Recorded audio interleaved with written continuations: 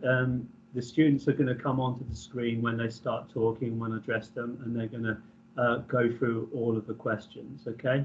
For the video purposes, I'm just going to go through a few of those bits of information through towards the end, and I'll give you a warning when that stops, okay? So thank you very much. I'm going to take the questions open for the students, and I'm sure they're happy to come onto the screen. So for Mira and Ilahi, these are questions that have been posed to all the students. So I'm just going to read the question that's been posed in the first place, and then the girls, Mira and Ilahi, are going to share their outcomes to that. And they've all looked at each of the questions, but certainly as I go through them, we've nominated certain answers through the workshops over the last 2 days for them. So girls, they've been asked to explore the experiences and emotional impacts of the events of the Holocaust on our survivor, Ruth David, through her recorded testimony. So Mira. Experiences and emotion impact many people who lived through the Holocaust. Ruth Davids, a survivor of the Holocaust, during her interview told us many of her experiences in detail. From both watching and reading segments of the testimony, realized how her experiences had changed and shaped her. She talks about how the period of history impacted her at a very young age. As Ruth tells us in her testimony, she is forced to flee home and move somewhere totally new and strange, where she was far away from family and normality. She had to deal with emotions at an age she shouldn't have to and stop her education, which was significantly important to her. Ruth had a childhood that was unique and difficult compared to many of ours, where hope was sought through letters, her lifelines. These experiences and events are told by Ruth in a way that portrays her emotions, as she tells us ways we can prevent these acts using courage, hope, and togetherness. Her main message was that from this impactful experience, we need to acknowledge that everyone is human and how we can learn by educating people about the experiences of people like Ruth Davis. This is when we learn that when times get tough, we need to find a light in the darkness. Thank you so much, Mira. That's really poignant, and it's so good that you've studied and worked through the workshop over the last few days and weeks, and Mira has been involved in the program last year into this. Thank you so much, Mira. Ilahi? By being gifted the opportunity to read an individual's experience through the events of the Holocaust, I have gained sympathy and an in-depth understanding of the emotional impact this genocide had on a young child. Ruth David's story, recounting her perspective of her childhood, has helped me gain awareness of the Holocaust, rather than just reciting the facts. I have realized the injustice many faced through the emotion expressed in this testimony. Ruth faced discrimination from a young age and was aware of the mistreatment Jews faced during that time. She mentioned that, while she was aware of anti-Semitism, her parents never discussed anything of the such around the children. Therefore, she knew there were many questions she couldn't ask them. Her parents also sheltered Ruth from the conditions they lived in while sending her letters from French concentration camps. These lifelines gave Ruth hope amongst times of darkness. The testimony was able to identify glimpses of heartfelt moments Ruth can recall from her childhood. For example, many positive figures helped Ruth and her family along the way. Minna nurtured Ruth with kindness during her childhood and remained loyal to Ruth's family even after she was informed that she was not permitted to stay with them. Ruth described Minna as a very brave woman from coming from Mannheim against all rules to help the family. She also described her as wonderful and someone whom she worshipped and adored. Minna played a huge role in supporting Ruth and her family and was a courageous figure, especially in Ruth's eyes. When Ruth and Minna parted, Ruth struggled as Minna took care of her and impacted her life for the better. Another positive figure who helped Ruth and her family was the Baroness, who lived in their village at the time. Ruth stated she was kind to my family when we were in trouble. The Baroness also had courage by providing her family a basket of food when they were not permitted to go to the store. The acts of others stood out significantly in Ruth David's testimony, showing just how grateful Ruth was to her during seemingly hopeless times. This relates to the theme of being the light in the darkness. Hope, kindness, and courage of others had a huge impact on Ruth's life, and it seems as if these heartfelt moments stuck with her. Thank you so much, Elahi. And Elahi was involved in the ensemble work last year and was working with Highly Sprung and was involved in big performances there on stage at the Symphony Hall last year for the 2020 Echo Eternal Horizons work and the festival there. So thank you for all your work. She was also involved in the art workshops like Mira was last year and also continuing in these workshops now, so absolutely fantastic. So thank you so much, Elahi and Mira. Over to Elise. Elise, the question posed was identify the types of actions that cause suffering, persecution and genocide that are evident in Ruth David's shared experiences. Elise? Before Ruth was taken away on the kinder transport, the Jewish community were being dehumanized more and more within laws. They were isolated more with every law and forced to use things like different shops and different schools. They were segregated like this not only by the authorities, but by the members of the general public, which shows the impact of the propaganda. After she was expelled from her school, they were often attacked with stones thrown at them. Even at this age, Ruth knew that she was Jewish and that was a bad thing to be at the time, but never from her parents. She knew that she was an outcast by the attitude that she was given by the rest of the community. She was aware that what was going on wasn't normal, but her parents were determined to protect her from anti-Semitism. Whenever they would talk about a serious subject, they would send Ruth out the room, but she registered what was happening by the community's attitude towards her and through eavesdropping. Thank you so much, Elise. That's to be asked that question and to come up with a straight answer from the testimony is really tough because there's real harsh and difficult content there. So you've done really well in unpicking that and the actions that Ruth David, our survivor, was affected by. So thank you so much. On to the next question for Maria and Oliver. Maria first. So the question posed was identify actions in the testimony that show moments of hope, kindness and courage. Over to Maria. The testimony shows that throughout Ruth's experience, she always showed hope, kindness, and courage, even in the darkest of times. When she left her village and went on the train alone, arriving in Holland, she kept her hopes up, even when she was miles away from home. Moreover, the main thing that Ruth gave hope was the letters she received from her parents, because it showed that her parents were alive and well, and made her think that maybe one day they would pick her up, even when they never did. And when there wasn't as many letters when the war broke out, Ruth still had hope and courage with the few letters she had received. I think today's generation can take this information and learn from it to appreciate the small things like Ruth did with her letters, and also hold on to hope even in the most difficult and troubling times, as we can work together and bring light into the dark. Thank you, Maria. Very good, very good. Really appreciate that. It's just confidently read as well. Well done. Oliver, over to you. I have focused on Ruth's early childhood before being deported and the important relationship she had with her parents, and in particular Mina. Both her parents were strong-minded and selfless, people who wanted to shield their children from harm, and they trusted Mina to raise Ruth and look after her children as she was too a courageous role model.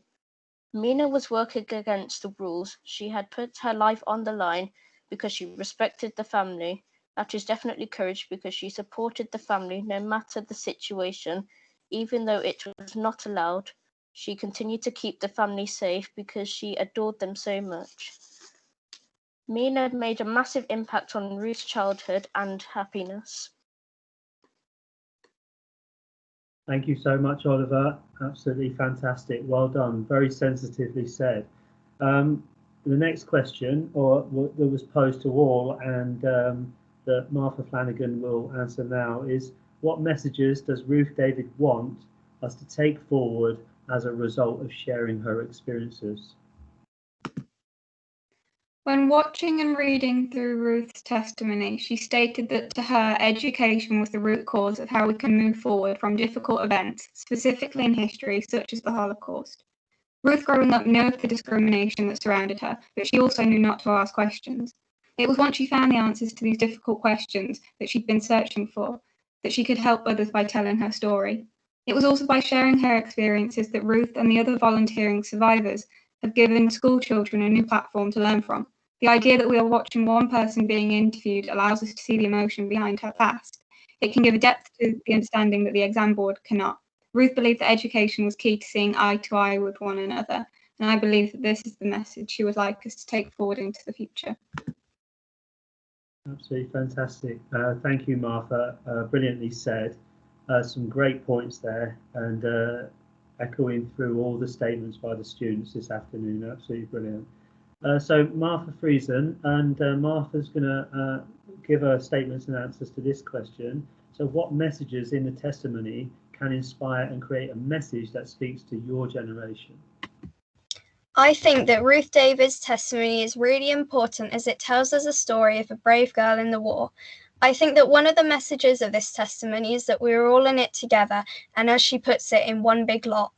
She also states how important education is and how it takes an incredibly long time. I think that these two things are incredibly relevant to our generation. I think that it applies to our generation as currently a lot of people don't think that education is important as it actually is. Also, her comment about being one big lot is important to our generation as we are faced with many challenges such as climate change, pollution, and so much more.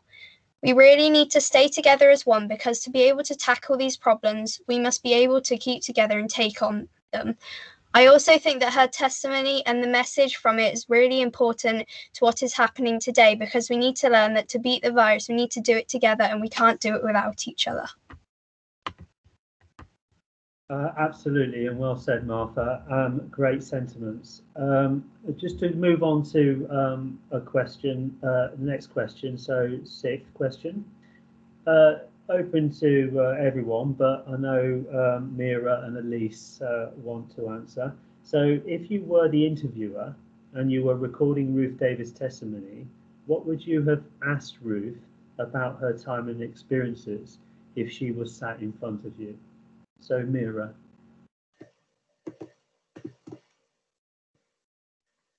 I would ask Ruth what her relationship was like with her family and home. And what sort of things what do you think she would have answered it with? How do you think she would have come back?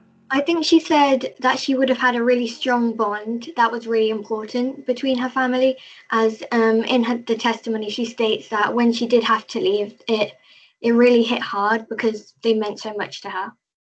But that was the very thing that kept her going. So absolutely fantastic, Mira. Thank you. So over to Elise. I would ask her why she decided to stay in the UK, raise her children there.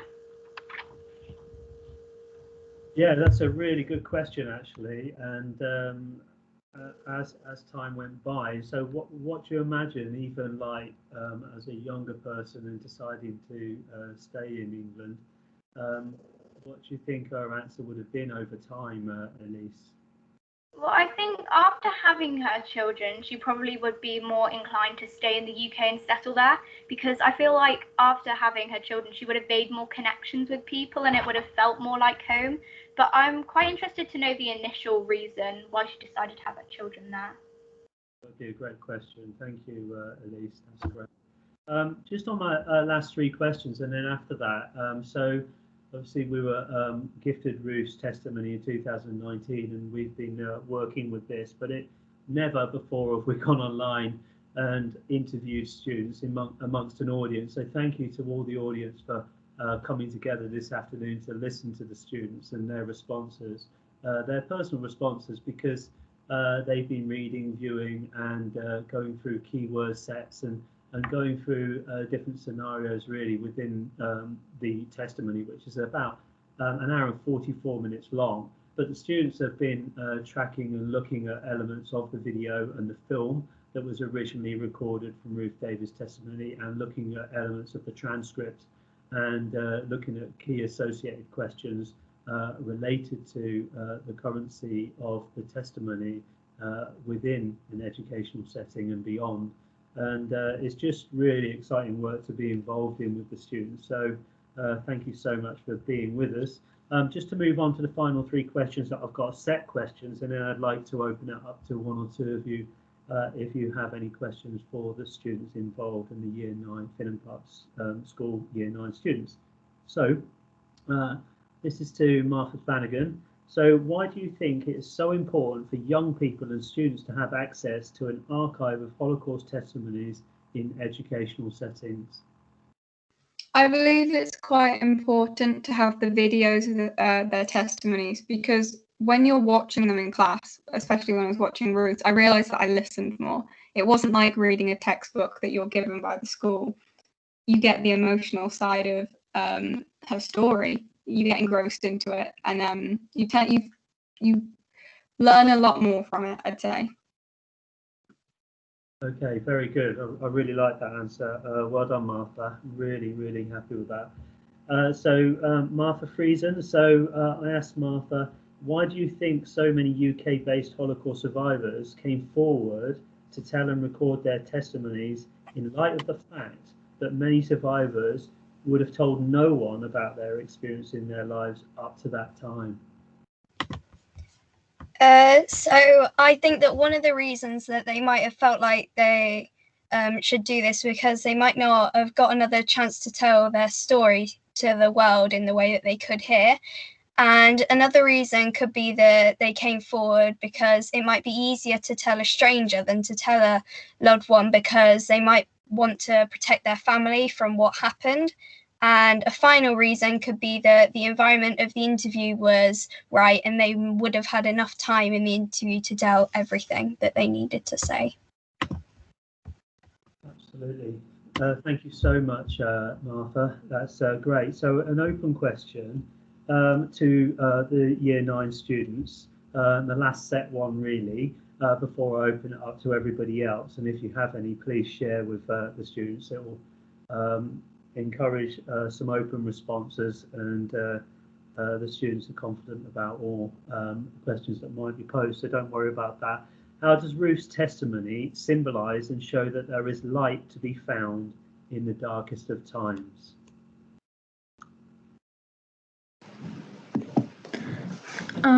I think that she shares a small heartfelt moments that she experienced in her childhood, despite the troubles she faced. For example, encouraged from positive figures in her life had a huge impact on Ruth, showing that light can be found in the darkest of times. Do you just want to repeat the first bit for us, Ilahi? Because we missed that on some connection. Well, I did anyway. So just repeat that for me. She shares small heartfelt moments that she experienced in her childhood, despite how hard it was most times. Absolutely. I don't think I can add any more to that. I want the students to speak and give their honest answers as they designed them and as they worked with them and as they developed their answers. So I would just like to open any questions out to anybody else involved in the programme, parents or teachers alike, or any other students. If you wanted to tap in a question on the chats, then please feel free and welcome to do that, and I can read those questions out. I think we'll go for another 2 or 3 minutes on that and see where we are at that stage. Okay, does anyone want to ask any questions?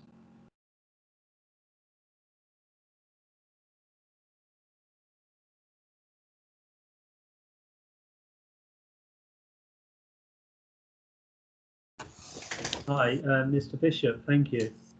Hi, fabulous presentations, really some thoughtful and insightful responses, Year 9 students in this project.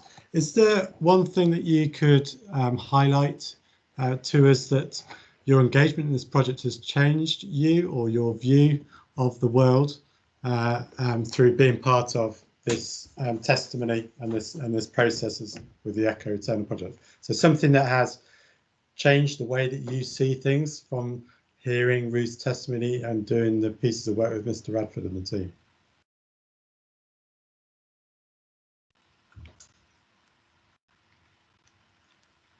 Hopefully one of you are going to answer. You think? So How's anyone it changed? wants to take that forward, we'll give you a bit of time to do that. It's one of the things I've got.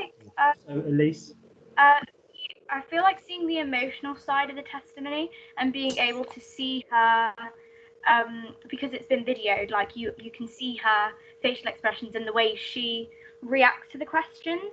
I feel like just being able to see her emotions sheds a different light on the Holocaust, because it's not just us. We're not being told how to view it. We can make our own interpretations from the way she reacts to the questions.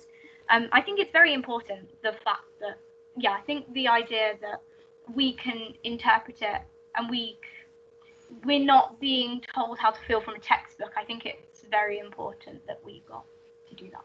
That's very true, Elise. That's very, very wise. I mean, you know, we're talking a lot in education at the minute about what's the purpose of education as exams keep getting cancelled and things just move. Is it about just doing exams, or is it about changing people and making people's lives better? And when we went to see the production in Birmingham, just to be able to see students not just reading about history like you've just said, but actually living and hearing those testimonies of history and how it should change us as people going forward. It's really an exciting opportunity, and it's great to see you engaged with it. Well done. Well done, Elise. Is there anyone else that wants to add anything to that, students? So a really great question from Bishop there. Elahi? I think it also kind of adds, it's more personal than learning stuff off a sheet, because we get to understand an individual story rather than like just general facts about the Holocaust.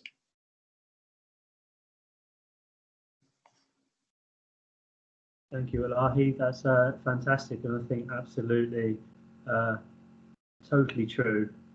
Is there any other additions from the Year 9 students for that? Yeah. I'd say to see the courage that Ruth showed by sharing her experience inspires a lot more people to come out and share their experiences. There are like 112 testimonies that were shared, and they're going to go on to help people in education. Brilliant. Absolutely. Mira, are you happy to share something? Yeah. Okay. One reason I also really appreciate her testimony is that she wasn't like, she's not a famous figure from the Holocaust. She was just a young girl, and I feel like it's a lot more like you can just really see how it was for her as just a normal young like child that was experiencing it. Great, and that's absolutely fantastic, because we know Ruth became a teacher in Leicestershire, got the Cross of Honour from Germany because of her work in education, and going to Germany a few times from 1957 onwards, particularly her home area. And she was even finding out that the impact of her father's life on the community was having even then, because he was the first person in the area to bring roads, electricity, and paying women, working women at the time. And she found out that some of the women in the area were still receiving pensions because of her father's presence within the community and importance within the community as a reasonably Orthodox Jewish family that weren't in Ruth's eyes particularly religious at all, and in a rural area of southern Black Forest, Germany, and to have the full impact of events. And for the students to hear that through Ruth David and her story and her time and her years dedicated to education, I think this testimony brings even more importance and power to her messages, and we're really proud to have been gifted that from Echo Eternal in the first place, and to be invited into the project through Mr. Bishop, through Miss O'Driscoll and Echo Eternal and the origins of the project. So thank you very much. If there's, I would like to open out one or two more questions if possible. I wouldn't want to close it there, but if you have one or two more questions, please ask now, so everyone's had the opportunity. Kathy O'Driscoll's asked a question in the chat, which says, what's the value of going through a creative process to engage with a survivor? Responding to the testimony through art. That's aimed at the students, yeah? So Mira and Elahi, I think over time and over the history, the workshops have been based this time on questions and sharing information, sharing thoughts and sharing context of keywords. The work of the past has been involved in sort of deeper sort of artworks or art workshops, but time to come there will be further workshops based on sort of artistic representation. But Elahi and Mira, would you want to share anything with Miss O'Driscoll for me, and from your memories of the past and working with the art workshops, as well as what you're doing now and your creative written or verbal or spoken word input? I feel like it's another way of viewing, or like even like it's like an interpretation of the testimony, so you can make it really expressive or more more realistic. But I think when we were doing the pieces, it was really nice to plan and create ideas about what we were going to do, and then sharing it with the public in the cathedral. It was really nice to explain to people why we'd chosen to do some of the things and artworks. So Elahi and Elise, I think you're as placed at the forefront as anyone, because you've gone through almost the full 18 months to 2 years of artistic experience within the project and working with different practitioners. So what are your thoughts to sort of Kathy's, Miss O'Driscoll's question, Elise, in terms of what you've taken from the project, and the arts have been at the forefront of the project from the beginning? Well, I think the first physical theatre work we did was mainly based on the letters that Ruth sent and received, the lifelines, and I think that was, it obviously was quite a important part of the testimony, but it's not exactly what your mind would first run to when like watching it or reading it. So I think picking up on that brought like a different side of the testimony forward, and then being able to turn that into like theatre or physical theatre, and then showing it to an audience allowed them to understand the and learn from the testimony, but through movement rather than reading it. That's great, Elise. Thank you so much. Elahi, can you widen that for us, for your work with the ensemble last time and the current work you're doing with us now, and what kind of experiences that you it really it educated me. It really educated me, and it helped me learn more than I hadn't really learned about it that much before, but now I'm able to engage in it and understand it more. Yeah. So Elahi and Elise were involved as an ensemble group that did at least, I think it was 8 to 9 rehearsals in Fosel in workshops with Heidi Sprung, and they worked with 5 other schools. So there was 6 Coventry schools involved in that last year, and representatives from a number of those schools, and we were really proud of the work that you did there on centre stage within the Horizons Festival last year as well, girls. So I think the ongoing work, I think, speaks for itself, that it offers a massive range of interpretation. So that's perfect, Elise. Thank you for your answers there. Any further questions from anyone, please? Please be welcome.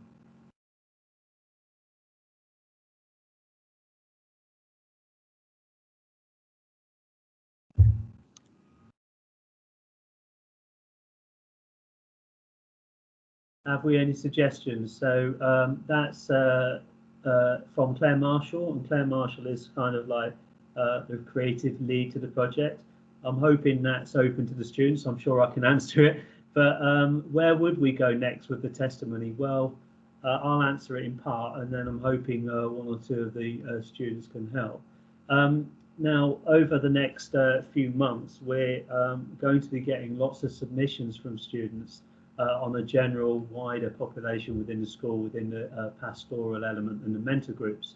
So that focus is particularly on year 7, 8 and 9 and the youngsters, and then year 10 up to year 13 who've been invited. So far it's been a lot about anywhere between year 8 and year 13, unless youngsters were involved in past. And now a lot more of the year 7s and year 8s and year 9s coming through. There'll be opportunities for the older years in the future as well. But I'm hoping that the outcomes that are coming from the mentor groups will be able to be turned into artworks that can be cited within the school, and the website work can be any future performances or any future work can be shared on a much bigger scale within those social or media sort of outlets and presentations. So the idea of this year was to get that work moving heavily, and I anticipate that further creative work will be coming. Almost watch this space, because so many diverse things have happened so far, and really it'll be about bringing the students together to decide what that's going to be. That's not me dismissing any answers that I might have right now, because that's what the project, a lot of the project has become about that so far, no matter how far the work has gone with the writer in residence or performers or artists. So anyone we've been in connection with, the students have led this forward. So the students will be able to share with us, and I will offer the facility and hopefully other staff over time for those ideas to develop even further and even stronger over the next few weeks and months to come, off the back of the great work that's going on over the next few weeks and today. Okay, guys, do any of you have any ideas about how you would want this to look within Finham Park School, and how you'd want to see this played out over the next few months with creative work or responses to the testimony, and ideas that you might have that would be fantastic for Finham Park students and this project in general? I think it would be quite interesting to do some like artwork, or maybe like a group piece or something, based on the theme and the testimony that is given to us. Brilliant. I'm going to certainly be using your work today and this afternoon, and I'm going to write up elements of it. So it's like what a good one looks like for the staff to come over the next 5 to 6 weeks on their mentor project. So this is really going to support other staff, support students, and students to support each other on this project, and take a lead from some of your work, guys. So it's massively appreciated, your afternoon, and all the guests here this afternoon as well. Thank you so much. Miss O'Driscoll, would you like to say anything?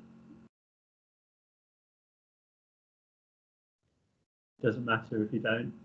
Just a really quick thank you on behalf of Echo Eternal Core Education Trust Echo Eternal for your inspiring words this afternoon and answers and presentation about the survivor. But I want to leave it to you. But thank you ever so much, and thank you for all your efforts. And thank you, Miss O'Driscoll, and thank you so much for everyone coming into the audience this afternoon. Thank you so much to Southern College, to the teaching staff, and to the senior leadership staff. Thank you very much. And thank you to the parents and all the students in year 9. Thank you. Thank you. Goodbye, guys. Thank you. Well done, everybody.